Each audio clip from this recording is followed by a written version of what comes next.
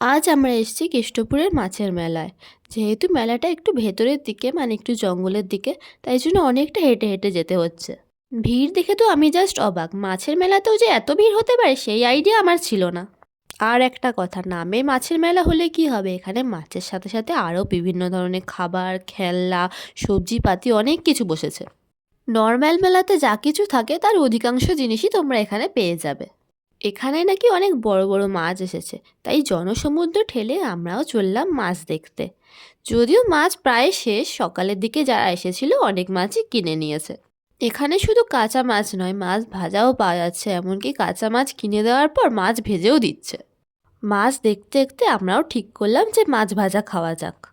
তো মাছের মেলাতে এসে কী কী খেলাম, কী কী মাছ ভাজা খেলাম আর অন্য কী খেলাম, সেগুলো জানার জন্য পরের ভিডিওটা দেখতে হবে।